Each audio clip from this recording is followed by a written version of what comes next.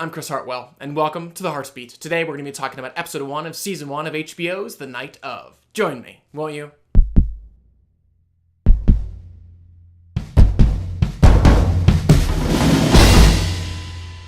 So it is kind of wonderfully amazing that I'm even reviewing the show at all, much less about to review it as enthusiastically as I'm about to, considering that prior to about a week ago, I wasn't even aware of its existence, something that is even more ironic considering that it has been around in one form or another since late 2012, the original unaired pilot actually starring the late James Gandolfini in the John Turturro Jack Stone role.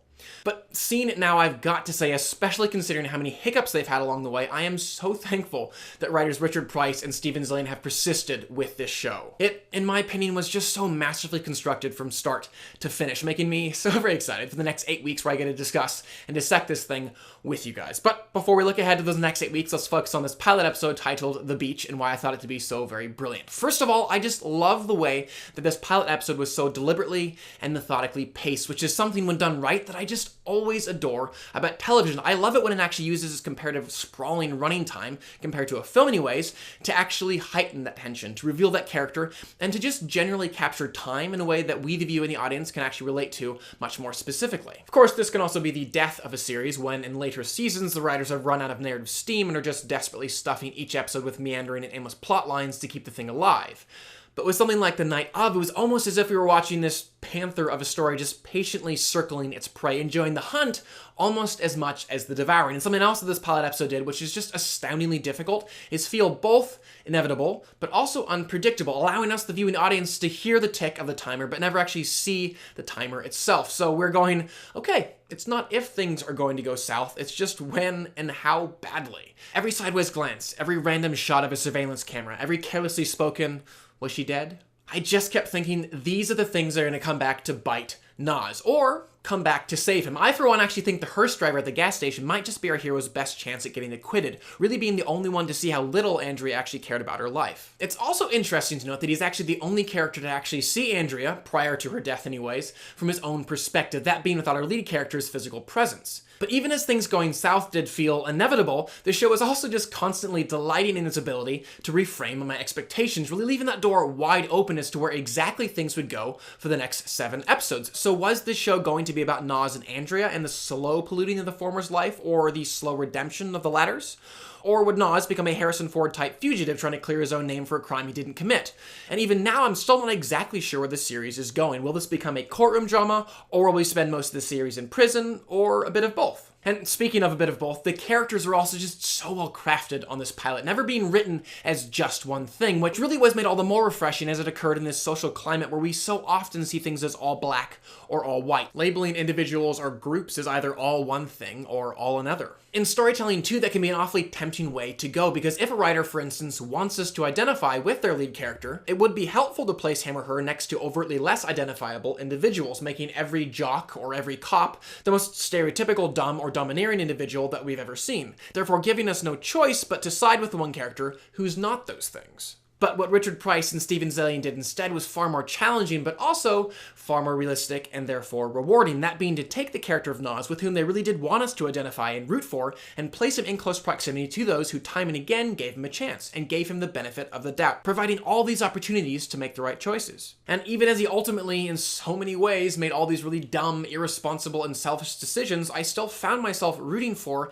and identifying with the spirit of this character, because the writers progressively revealed who he was, and then placed him in these situations where he made decisions consistent with what they'd already established. And that, in my opinion, is just great writing. So for instance, yes, we were shown straight away that Nazir Khan was a very book-smart kid, excelling at things like math. But we were also quickly shown that foundationally, that intelligence wasn't the thing that really drove Nas. He didn't tutor those guys on his college basketball team because he had some lofty belief in the importance of education. Just look at his face as he watched them play basketball, or after one of them invited him to a party. This was a man who was, and likely had been his entire life, starved of attention, validation, and love, and that's what drove him. And you watch him too at his mother's shop failing to fold a traditional Pakistani garment, or at dinner arguing about New York basketball players, or in front of Andrea's place enduring racist remarks. This was a young man who understood what it meant to be who he was, living where he was, and was more than ready to try and escape that however he could. But even so, Zaillian still didn't have him just blindly rush into something or agree to something risky without first trying to say no a few times. And that was also present in the direction. We saw this specifically when we were first introduced to Andrea. So yes, she did very quickly catch Nas's eye, but that didn't mean that she suddenly had carte blanche to ask whatever she wanted of him, or that Nas wasn't initially quite resistant to who she was and what she wanted, which was illustrated visually in the way that throughout the first minutes of their interaction, she was only ever shown through the cropped, hazy, backwards framing of a rearview mirror. Nas wouldn't even turn to look at her. As she continued to speak, though, seeming to look right past his nerdy appearance and ethnicity, Nas and the visuals along with him began to open up just a little bit more, though at that point, Andrea was still only seen through the taxi's backseat dividing glass, until Nas's trust grew enough, enabling her to slide that pane open and break through to him in a more concrete way. Next, Zaillian placed them side by side, still not fully facing one another, on that park bench overlooking the river, where Andrea really requested something quite extreme of Nas, that being to take some sort of unknown drug, to which he very believably said, "No, it's okay." See, it wasn't until she catered to his heart, saying, "I can't be alone tonight," that Nas was actually won over, because he knew that feeling too. It was the exact same one that had brought him out of the house that night, the exact same one that had pushed him to borrow his father's taxi without permission, and the exact same one that continued to keep him with that girl right then. And it was that step that allowed the blocking to change yet again in the next scene, as we found them directly across from one another. And even as Nas couldn't even get this girl's name, it was so clear that their souls were face to face, allowing that scene to continue the specific way that it did. And what was so outstanding about that scene was, even as he may not have known exactly how things would turn out, I would argue that Nas, just like we the viewing audience watching through our fingers,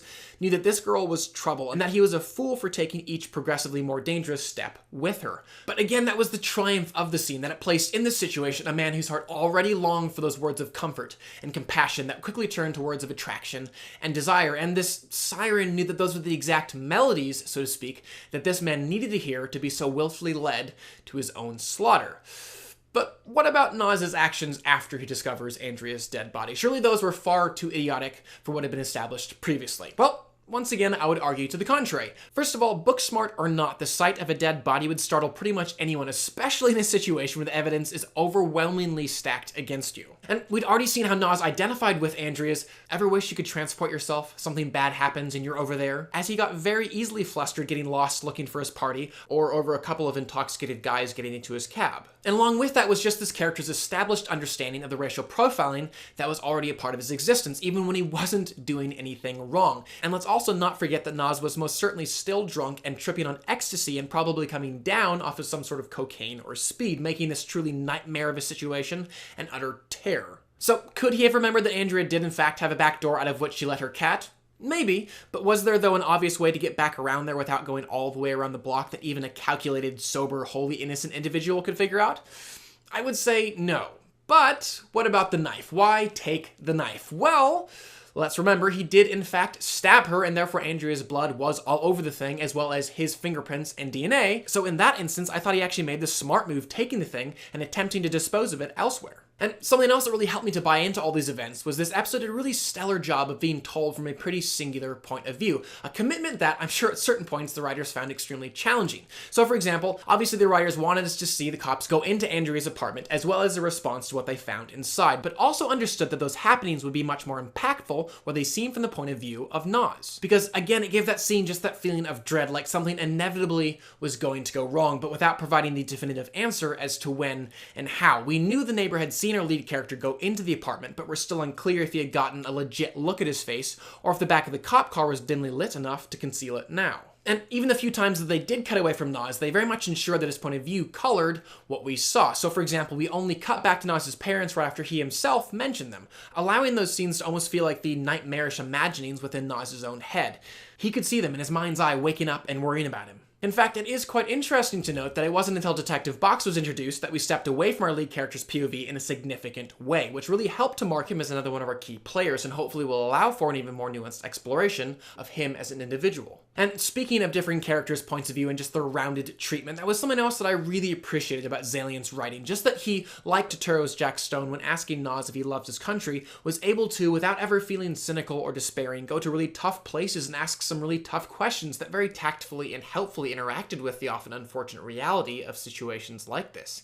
And that's why, dare I say, I think we need shows like The Night Of. Not that they can ever come close to seeing and connecting with the real thing, but I still think that they can help. I think that they can help to illuminate ideas and themes that we so often overlook, like the importance, equality, and brokenness of every single human soul, and the reminder that yes, there is absolutely evil, and evil is on all sides, but every important, equal, and broken soul is so much more than their side and deserves to be seen as such. And it's for that reason and all the reasons that I just listed that I am so excited for the next 7 weeks and just excited to continue to discuss and dissect this show with you guys. I would still love to know what you guys thought of this pilot episode though. Did you love it? Did you hate it? Did it work for you? Did it not? Definitely comment below and let me know. Also, I would love to answer your guys' Twitter questions right here on the show each week. So definitely hop on over to Twitter, sending out your night of questions and comments, hashtagging all of them the Heartbeat. Finally, please do subscribe. I'm going to continue to review films and television on this channel, and I would love for you to stay up to date on all of those things. But for now, I'm Chris Hartwell. This is The Heartbeat. Thank you for joining me.